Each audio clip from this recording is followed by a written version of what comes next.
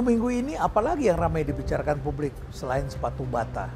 Bata adalah merek yang sangat terkenal, legendaris, sudah ada sejak tahun 1930-an. Orang tua Anda, kakek Anda, barangkali juga Anda semasa kecil dulu sekolah juga pakai sepatu Bata. Dan sampailah kemudian suatu masa mereknya ada, tokonya ada, Anda nggak pernah lagi ke sana. Jadi kalau kita bertanya kepada banyak orang, sebutkan nama merek-merek sepatu. Apakah itu merek internasional? Anda bisa sebutkan lah, mulai dari Nike, Reebok, Puma, Converse, Vans, sampai semuanya New Balance, Anda ingat itu. Tapi Anda tidak sebut nama Bata. Padahal Bata ini sepatu yang mereknya adalah merek internasional. Di Eropa ada, di Amerika Latin ada, di Afrika ada, di berbagai negara Asia ada. Tapi Indonesia dengan kecepatan yang sangat tinggi mengadopsi entrepreneurship. Ini sekarang entrepreneurnya ada di mana-mana. Di Jepang kan tidak begitu karena penurunan orang muda. Di negara-negara lain juga jumlah orang muda berkurang.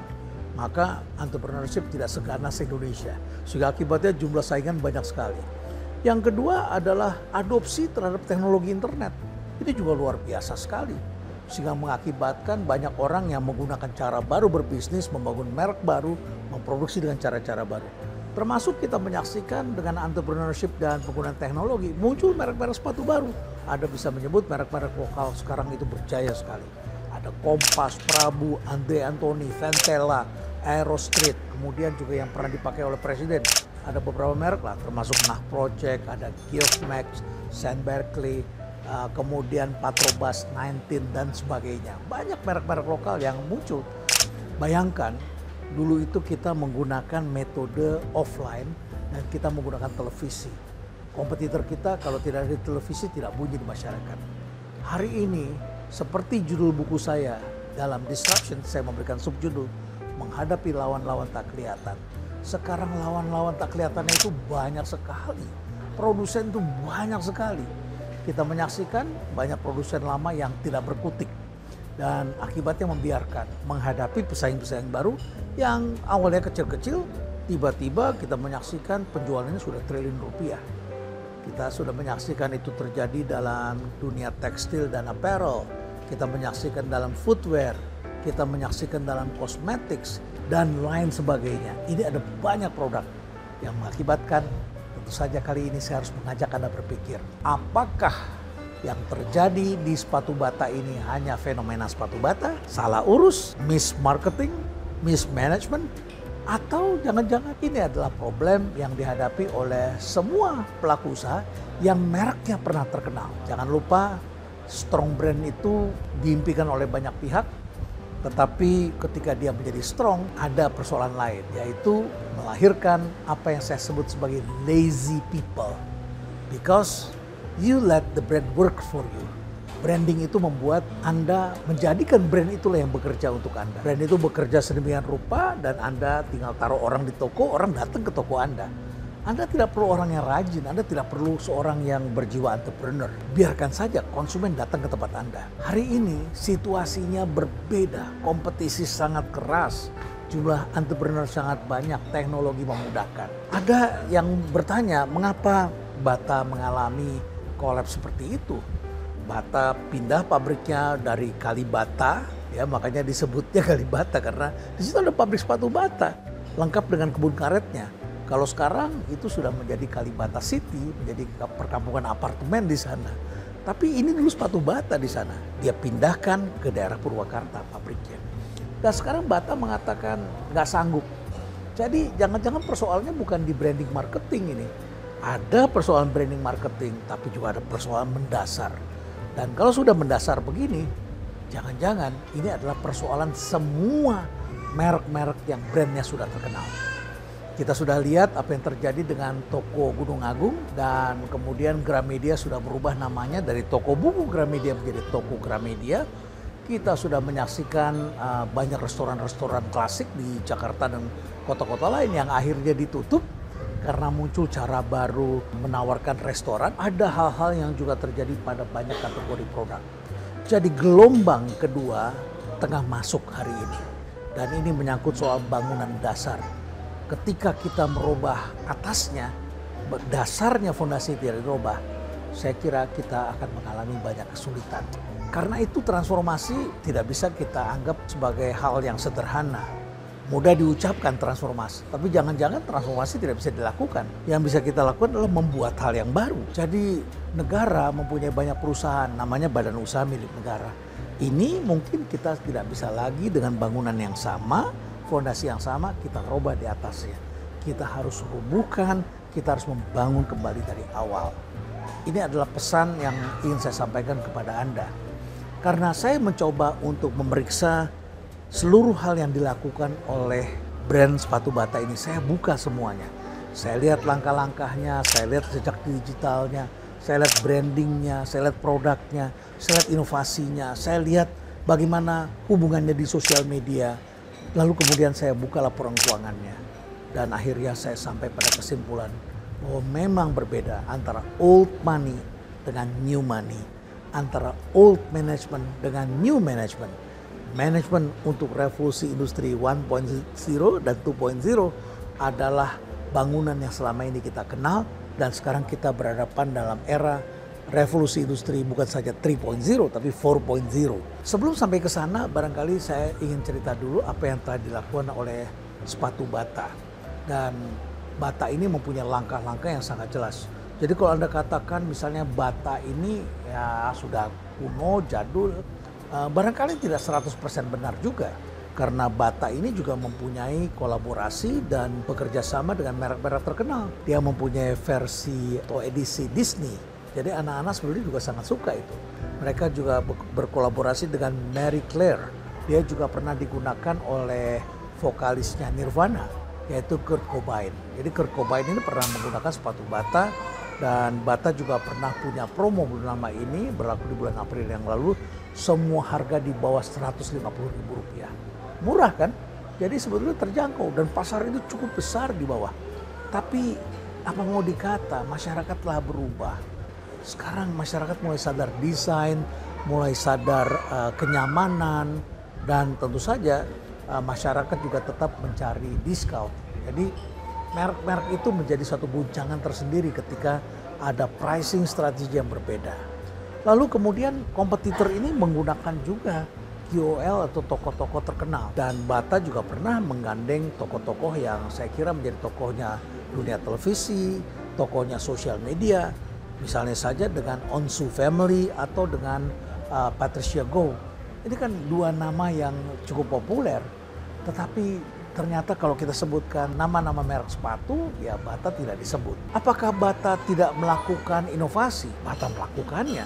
Bata bahkan juga telah membuat produk-produk yang desainnya mirip-mirip dengan yang dilakukan oleh merek internasional. Misalnya saja mirip Birkenstock mereka punya, mirip Adidas juga mereka punya, mirip Converse mereka juga punya. Jadi mereka juga melakukannya, membuat sepatu olahraga, sepatu yang casual dipakai sehari-hari. Apalagi sekarang muncul zaman baru di mana para pekerja atau karyawan itu remote. Jadi mau pakai sepatu itu sepatu yang nyaman. Nah kalau sudah menggunakan sepatu nyaman, Bata tidak bisa hanya membuat sepatu untuk orang bekerja atau untuk orang sekolah. Juga dia harus bikin, dia bikin. Jadi Bata telah melakukan banyak hal, memperbarui website, melakukan percakapan di Instagram dengan foto-foto yang menarik. Mereka sudah lakukan semua. Tapi mengapa tidak berhasil? Begini, hari ini branding itu bukan lagi sesuatu yang bersifat pasif. Hari ini dynamic branding. Karena pendatang baru datang terus. Bahkan begitu mudahnya anak-anak muda sudah punya entrepreneurship. Mereka pun juga bisa melakukan produksi secara maklun. Apa sih maklun? Kalau Anda tidak paham dengan istilah ini, saya jelaskan sedikit. Maklun itu adalah tidak perlu punya pabrik. Anda datang saja ke satu pabrik, Anda bilang, bisa nggak bikinin saya? Berapa piece? Ya minimum katakanlah 30.000. Jadi kalau Anda mempunyai 30.000 followers, ya sudah cukup. Atau Anda sebar pakai nano segmen. Nano segmen ini juga tidak dikenal dulunya. Yaitu mereka yang mempunyai Instagram, Twitter, WA Group dan sebagainya. Kalau followersnya ada sekitar 1.000 orang, itu disebut nano segmen. Lalu ada lagi mikro segmen di bawah 10.000 orang. Tentu saja ini jumlahnya tidak seberapa dibandingkan dengan tokoh-tokoh terkenal yang followersnya jutaan orang. Tapi audiens mereka ini sangat solid dan sangat mendengarkan orang yang mereka follow. 1000 orang tapi engagementnya sangat kuat. Jadi kita bisa lihat di situ percakapan itu bagaimana. Jadi kalau Anda mau jual 30.000 aja, datang ke satu pabrik, ngomong sama mereka dan mereka akan buatkan banyak hal. Bukan hanya membantu produksi, tapi mereka bantu desain, mereka bantu packaging, mereka bantu mereknya. Mereka kalau misalnya membuat kosmetik, mereka bantu izin Badan POM-nya. Bukankah sekarang sudah banyak kemudahan untuk membuat izin-izin itu? Jadi ini telah membuat kompetisi semakin dinamis. Nah, kalau sudah begitu, maka sekarang sifat persaingan itu bukan lagi heavy asset. Kalau dulu Anda mau bikin sepatu harus bikin pabrik sepatu. Sekarang cukup maklun ke tempat orang lain. Anda tidak perlu macam-macam, Anda hanya perlu KOL. Jadi kalau Anda punya produk bagus, datang tuh orang-orang yang namanya afiliator. Siapa afiliator?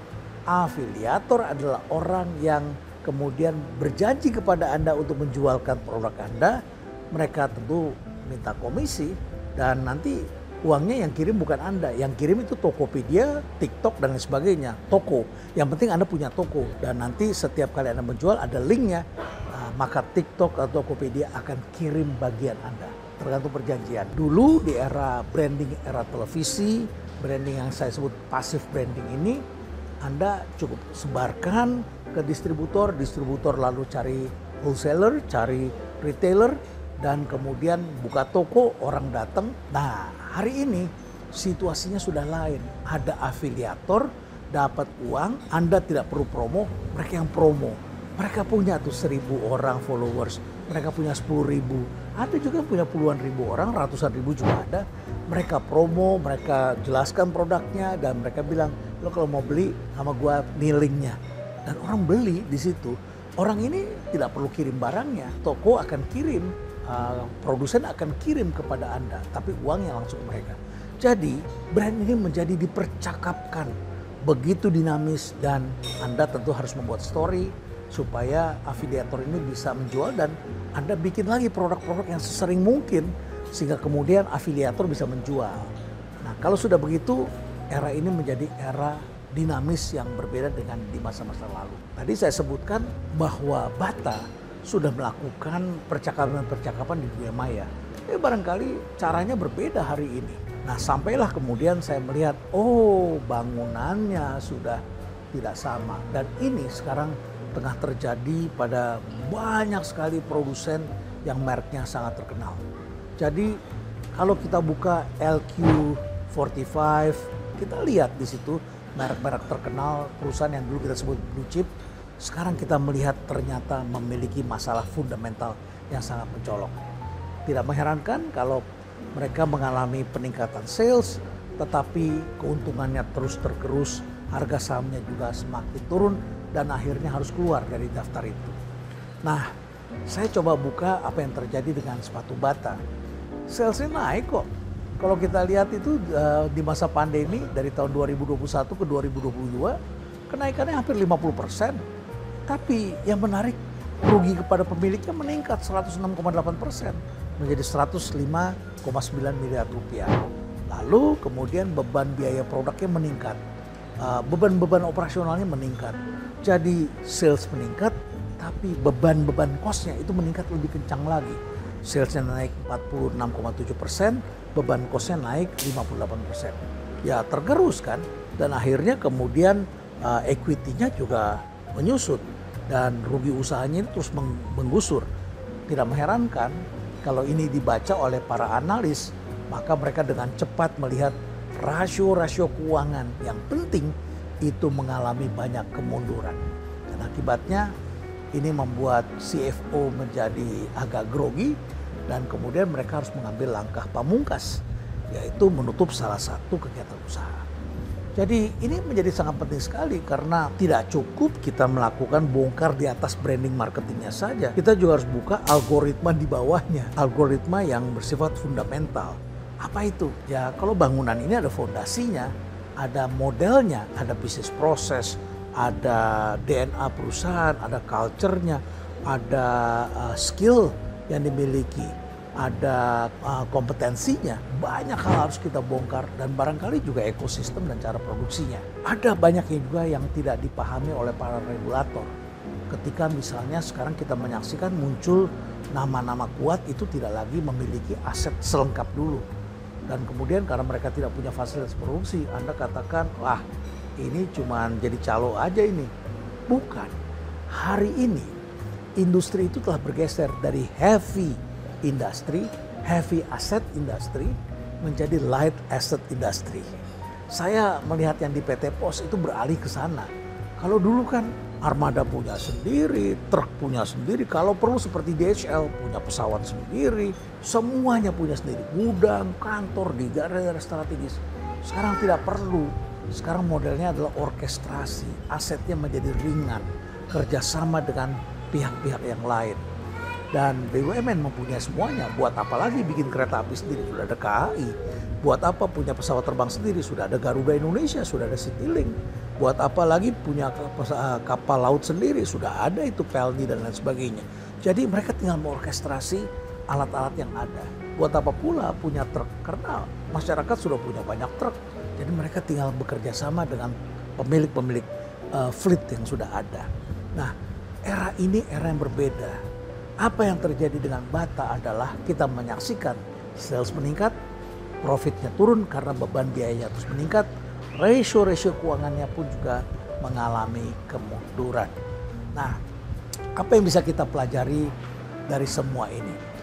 Satu, saya ingin katakan pada Anda, terjadi pergeseran karena dunia branding adalah dunia algoritma.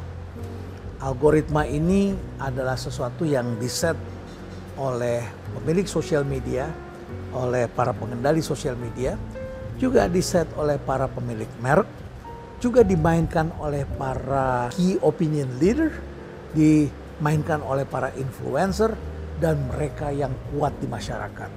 Itu sangat berpengaruh. Ada komunitas, ada afiliator, ada banyak pihak. Branding hari ini berbeda, itu yang pertama. Yang kedua saya ingin katakan pada Anda, ini zona dinamis, kompetitor semakin banyak, sifat penetapan harga berubah, cara produksi berubah, dan kemudian juga bangunan dasar dari suatu produksi mengalami pergeseran. Lantas juga ada perusahaan yang terperangkap kenapa tidak bisa keluar dari bangunan dasar. Karena mereka mengalami apa yang saya sebut sebagai the sixth trap. Apa itu? Yang pertama adalah success trap. Sukses di masa lalu seakan-akan akan terus terjadi di masa depan. Karena brand kita kuat, karena kita selalu sukses dan kita akan sukses terus. Ini adalah perangkap. Yang kedua disebut sebagai sunk cost trap. Sunk, tenggelam. Yaitu investasi kita yang sudah kita benamkan di situ, ini tidak bisa kembali dan kemudian dia hilang. Sunk cost, menjadi sunk cost, lenyap. Sehingga harus kita musnahkan, sudah lupakan itu semua. Fasilitas produksi ini tidak bisa dipakai seperti yang dilakukan oleh Bata hari ini. Kita berjanji akan mau transformasi, mungkin kita kembali lagi tidak perlu lagi punya pabrik sendiri. Kita lakukan maklun. Tapi kalau perlu ya kita terima juga maklun, karena dengan begitu kita bisa memonitor lawan-lawan yang tak kelihatan. Dan yang ketiga adalah competence trap. Kita mempunyai banyak SDM karena bisnis kita input, proses, output, semuanya satu mata rantai. Kita punya SDM begitu banyak, tapi fasilitas produksinya obsolete. Ternyata bukan hanya fasilitas produksi, kompetensi SDM kita termasuk culture-nya menjadi obsolete. Nokia pernah sangat populer, hilang, tapi dia tetap ada di pasar, hanya saja produknya sudah berbeda. Bukan lagi ponsel, tetapi sudah menjadi produk B2B, infrastruktur dalam teknologi komunikasi. Ya mereka tetap eksis, tapi juga merek-merek terkenal tetap pada bidangnya. Ternyata mereka pernah mengalami hal serupa. Dan kemudian misalnya saja Kompas, itu sepatu yang sangat terkenal. Dulu didirikan tahun 1988, pernah tidak dikenal, tapi sekarang balik lagi dan hype di kalangan anak muda. Karena mereka menciptakan produk yang bisa membangun FOMO. Dan akhirnya merek ini kembali menjadi terkenal. Itu terjadi dengan Kompas. Nah, kita juga lihat merek sepatu yang lain. Crocs. Bukankah Crocs ini juga adalah merek lama yang sama pernah mengalami satu kesulitan seperti Bata dan kemudian hilang, tapi kemudian mereka bisa muncul kembali, comeback setelah kita saksikan ternyata Crocs itu digunakan yang versi high-end ya dipakai oleh artis-artis terkenal seperti Justin Bieber. Dan kemudian Crocs membuat desain yang kadang-kadang lucu juga. Sampai suatu ketika dilakukan penjualan yang dibanting harganya. Dan kemudian di mall saya melihat banyak orang antri. Pokoknya yang penting dapat sepatu Crocs, dapat sandal Crocs.